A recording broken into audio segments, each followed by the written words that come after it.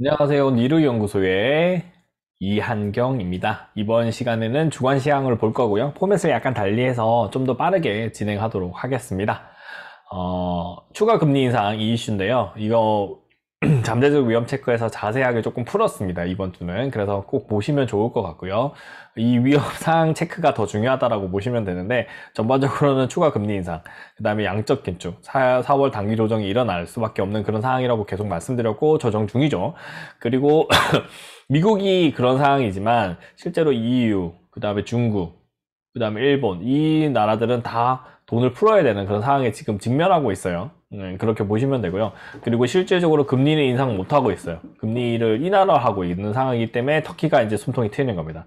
우리나라도 동일하게 금리 인하는 안 할 거예요. 우리나라는 작년에 호황인 나라였기 때문에, 코로나 수혜의 나라이기 때문에 미국처럼 금리 인상을 할 가능성이 높습니다. 그러면은 사실상 부동산이든 자산 가격이 급등이 나오기는 힘들 거고, 그냥 보합이거나 그 정도를 유지하지 않을까. 부동산은 보합이 떨어지는 겁니다. 그렇게 보시면 되고요. 우리나라에서는 제가 봤을 때는 금리 인상 따라가는데, 하나, 야노스의 얼굴처럼 계속 말씀드리지만 50조 추경, 작년에 세수 50조 남았잖아요. 이 50조를 추경해줘야 됩니다. 그러니까 작년에 세수로 많이 들어든 거를 빚감자 쓰지 말고 돈을 풀어야 됩니다. 어차피 이 50조는 써도 우리나라 기관, 국가의 부채 비율은 줄일 수는 없잖아요. 근데 이 50조를 시장에 풀어주면 시장에서는 그 개인들의 부채 비율은 줄여줄 수가 있습니다. 이자라도 한 번을 더 내게 만드는 거기 때문에.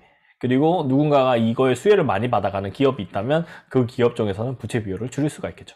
그렇게 봐주시면 되고요. 러시아 우크라이나 전쟁 이슈입니다. 이거는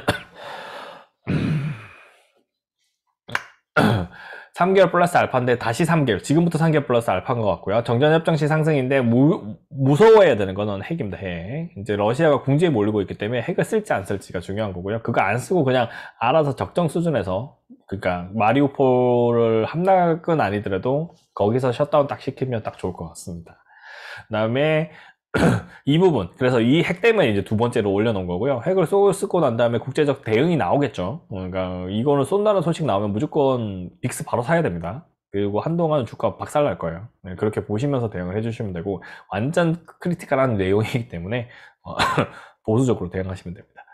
중국 코로나 정책 위험입니다. 셧다운인데, 이게 완화된 정책이 뭐냐면 금리를 얘네들이 인하한다는 이야기가 나오고 있고요. 그 다음에 부양책을 쓰겠다고 합니다. 왜냐면 사람들이 돈을 못 벌고 있는 구조잖아요. 집에만 갇혀서 거의 이제 굶어 죽으라는 수준이기 때문에 이거를 막아야만 주가가 중국 경제가, 그리고 중국 정권이 유지가 될 겁니다. 그래서 그 부분이 같이 연결된다라고 보시면 될 것 같고요. 그 다음에 원자재 가격 위험입니다. 원유, 천연가스 상승했죠. 밀도 상승했습니다. 실제로 이제 EU가 러시아에 그거를 루브라 결제 안 하겠다고 했습니다. 그래서 자연스럽게 루브라 가치도 떨어지고 있을 거고, 그러면 전반적으로 러시아 쪽이 힘들어지는 거죠. 이게 같이 연결돼요. 그러니까 공지에 몰린 게 같이 연결되는 겁니다. 근데 결국에는 얘가 정전협정을 한다면 풀릴 수 있는 거죠. 근데 이게 진짜 중요한 내용입니다. 핵이냐 정전협정에 기로에 서 있는 거고, 이거는 3개월 이내에 결판 난다, 이렇게 보시면 될 것 같습니다. 신흥국 신용위험 결과 이제 확인해 본 결과는 우리나라도 CDS 올라갔고, 근데 유럽은 CDS 떨어졌고, 그 다음에 뉴질랜드도 떨어졌고, 일본도 떨어졌고, 그 다음에 중국은 높아졌고. 네. 그래서 이게 혼동되어 있는 상태지만 결국에는 CDS에서 난 레이트가 돼버린 이제 러시아가 이제 가장 큰 디폴트 상황이다, 그거를 이제 보여주는 지표였다고 보시고요.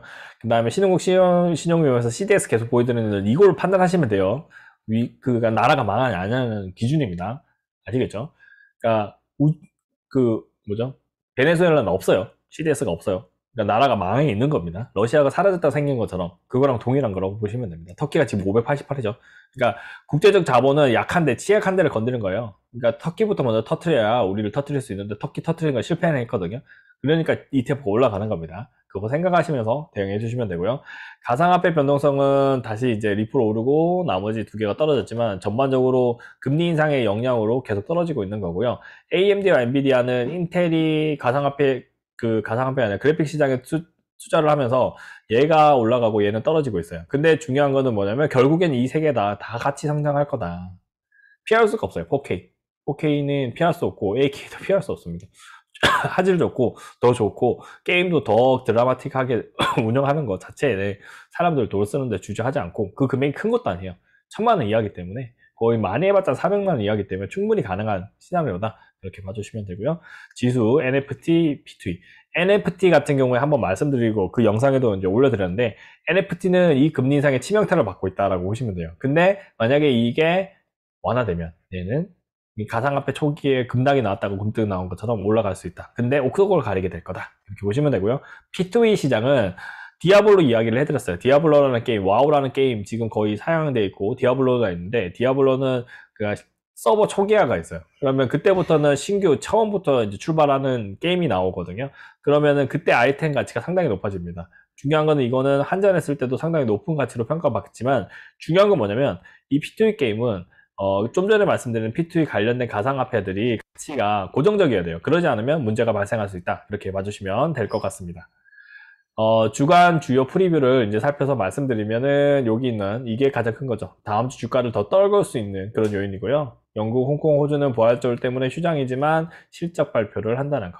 얘네들이 실적이 좋을 거기 때문에 크게 무리는 없습니다. 실적 위에 있는 애들이 경제 성장률이기 때문에 그게 크게 영향을 미친다라고 보시면 될 것 같고요.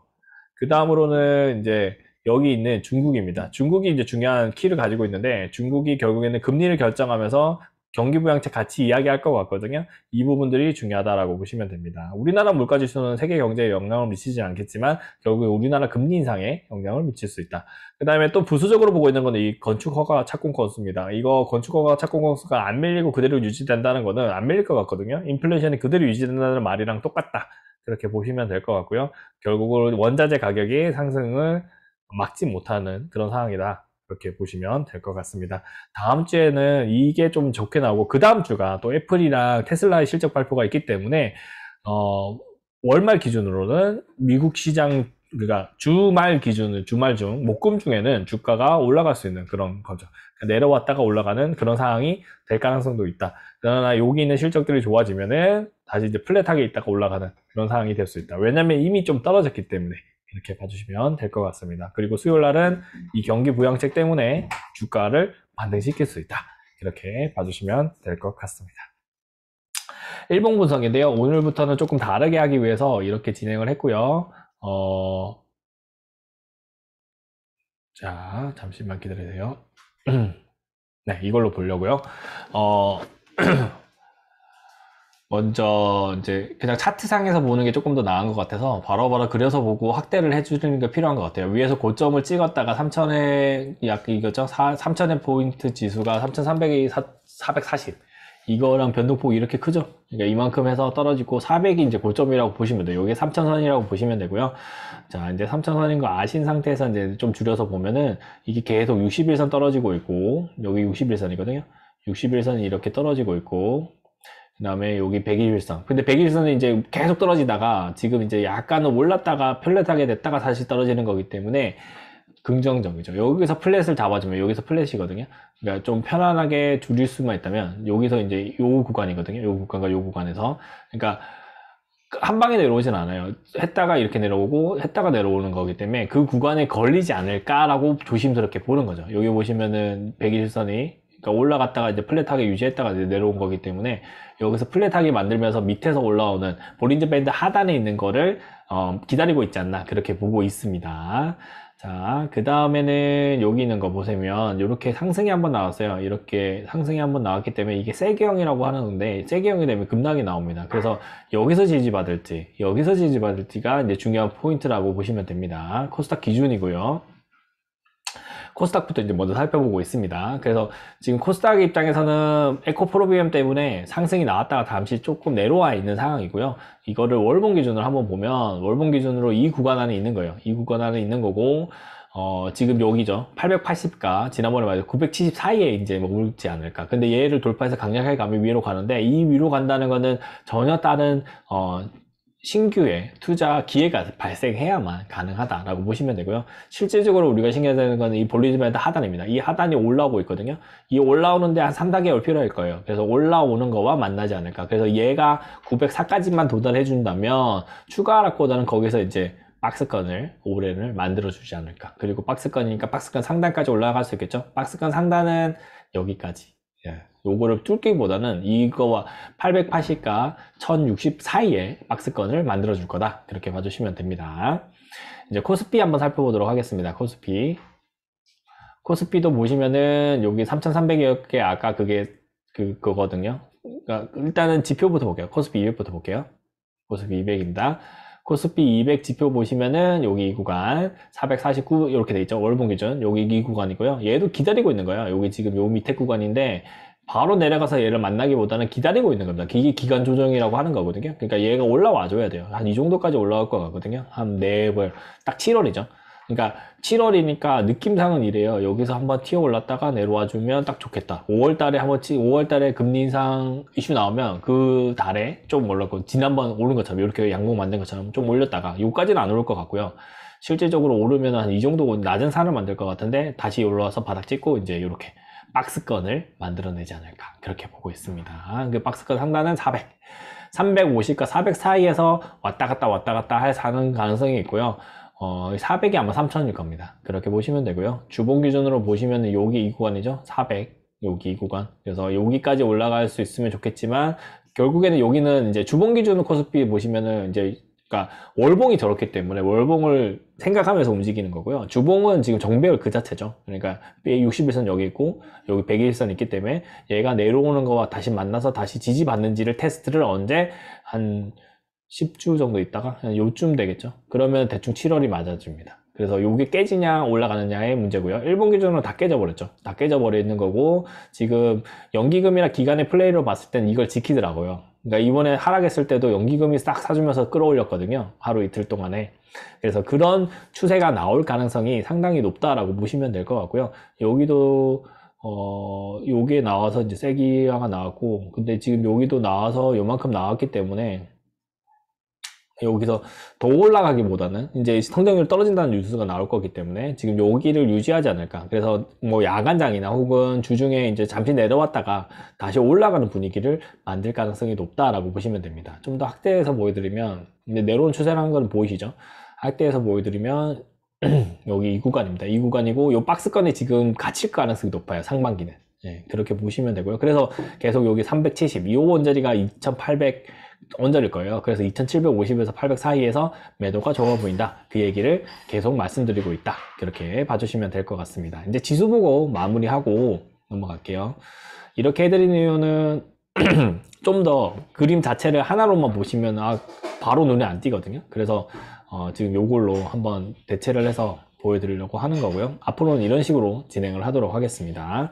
여기도 동일해요. 아까 이제 코스피 200의 월봉이랑 비슷하기 때문에 여기가 3000이죠? 맞죠? 400 아까 언저리고요. 결국에는 2850하고 여기 이 구간 2750 이 구간이 여기거든요. 이 구간이 오면은 박스권 상단의 고점에 해당된다는 게 보이시죠?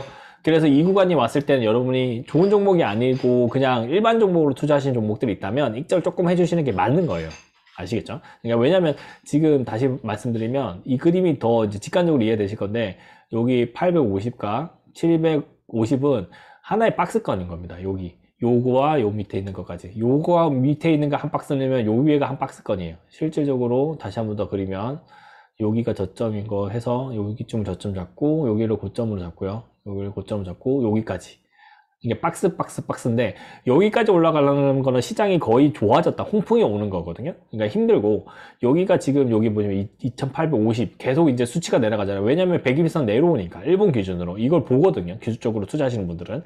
그렇기 때문에 61선이 지금 아직도 각도가 45도 한 30도 밑으로 돼 있기 때문에 얘가 조금 더 평탄해져야만 좀 더 안전해질 겁니다. 그래서 평탄해지는 과정이 올랐다 내렸다 올랐다 내렸다를 반복을 하는 거죠. 그게 5월까지 있다가 5월에 다시 급락이 한번 여기 수치까지 한번 내려왔다가 올라갈 거다, 그렇게 보고 있다라고 보시면 될 것 같습니다. 이렇게 말씀드리는 게 더 쉽죠. 그러니까 지금 금리 인상기의 양적 긴축이 그 영향을 만들 수 있기 때문에 지금 이 차트를 아예 보고 말씀드리는 거고요. 여러분이 종목들 중에, 그러니까 H&M이 아까 지수 조정이라고 말씀드렸잖아요. H&M을 이제 띄워서 말씀드리면, H&M 지수 조정이라는 게 이 구간이 이게 충분히 올라갈 수 있었음에도 불구하고 일본 기준으로 충분히 올라갈 수 있는데 이게 지수 조정이 내려왔던 거예요. 여기는 그거 핑계나 여기까지는 핑계인데 상해 셧다운이 심해지면서 이렇게 떨어진 거예요. 근데 여기서는 얘처럼 올라가야 돼요. 누구처럼? 여기는 삼성중공업처럼. 그러니까 얘 지수 조정 끝나고 난 다음에 올라가 버리죠. 왜냐면 이때 덜 올랐기 때문에 얘는 성장률이 안 좋았기 때문에 그 이익이 없어가지고 제대로 못 올랐는데 이제 그거를 이제 무시하고 내년도에 이제 이익을 이용해서 그 다음에 다음 분기에 이제 수주하는 걸 보고 수주가 더 될 겁니다. 그래서 추가 상승이 나오고 있는 그런 상황이라고 보시면 되고요. 그래서 지수 조정을 말씀드리는 거는 지수가 빠질 때 같이 빠지는 시총 상위 종목 그것들을 지수 조정이라고 한다는 거 말씀드리면서 선물 지수 기술적 분석을 여기까지 하겠습니다. 이번 주도 목 상태가 메롱이어가지고요. 빠르게 진행하겠습니다. 자, 그 다음에 원달러 환율입니다. 이제 두 PT가 남았는데요. 이것도 빠르게 정리하고 이번 주도 동일하게 우선 추천주만 정리해서 한번 알려드리도록 하겠습니다. 나머지는 대신 이제 엑셀 파일로 정리해서 이제 저랑 같이 가시는 분들한테만 알려드리는 거고요. 회원이신 분들만 제공한다. 그렇게 보시면 될 것 같습니다. 그 부분은. 원달러 환율입니다. 원달러 환율이고, 기본적으로 상단에 이제 찼어요. 상단까지 왔고, 이게 일본 기준, 주봉 기준, 월봉 기준이지만, 기본적으로는 찼기 때문에 떨어질 수 있다라고 보는 거고요. 박스권은 이렇게 보는 거예요. 아까 20원이죠. 여기가 하단이죠. 근데 이 하단을 바로 찍으러 가기는 힘들 거고요. 지금 5월달 구간에는 여기랑 요 구간 사이. 요 구간이랑 요 구간 사이가 매수, 매도 그렇게 보시면 될 것 같습니다. 일단은 찼기 때문에 매도로 설적 들어가도 될 것 같은데 저는 지금 상황은 너무 위험 상황이 많기 때문에 매도는 함부로 안 들어갈 거고요. 매수로만 한 거를 매도하는 그러니까 매수자의 영역에 플레이를 할 가능성이 높다. 그리고 그렇게 인디시장에 올려드릴 테니까 그거 참고하시면서 플레이를 해주시면 될 것 같습니다. 가상화폐입니다. 가상화폐는 리플은 지난주 대비했을 때 여기 보시면 올랐죠. 리플은 올랐고 위드 코로나의 영향이라고 보시면 될 것 같고요. 결국에는 얘는 완전한 위드 코로나 이후 돌파가 될 겁니다. 근데 문제는 이제 이더리움과 비트코인이죠. 이더리움과 비트코인은 다시 내려왔어요. 이거는 지수에서 금리 인상, 그 다음에 경제 성장률 저하가 영향을 미치는 거라고 보시면 되고요. 물론 볼린저 밴드 하단이죠. 그러면 여기서 지지만 잘 받아주면 다시 올라갈 수 있는 여지는 충분하다. 그래서 분할 매수 계속 말씀드리는 거지만 기본적으로는 여기가 고점, 단기적으로 고점이라 하지만 완벽하진 않죠. 완벽하진 않기 때문에 여기쯤에 350만원 요거 기준에서 한 4,800만원 기준을 지켜준다면 결국에는 요거를 지지받아서 요 고점은 당연히 돌파한다. 이렇게 보시면서 중장기적인 관점으로 대응을 해주시면 됩니다. 저는 얘네들이 만약에 전고점 근처가 아니라 요 정도만 가져도 얘는 당연히 이걸 돌파할 거라고 보고 있거든요. 그래서 지금도 리플을 좀 더 좋게 보고 있다. 이렇게 봐주시면 될 것 같고요. 오늘 영상도 여기까지 하고요. 이번 주도 위험한 주입니다. 위험한 주니까 위험 상황에 잘 대응하시면서 익절이 가능한 종목 무조건 발생합니다. 개별 종목 장세기 때문에. 그래서 그 익절을 하시면서 현금 보유를 꼭꼭 해주시기를 바랍니다. 감사합니다.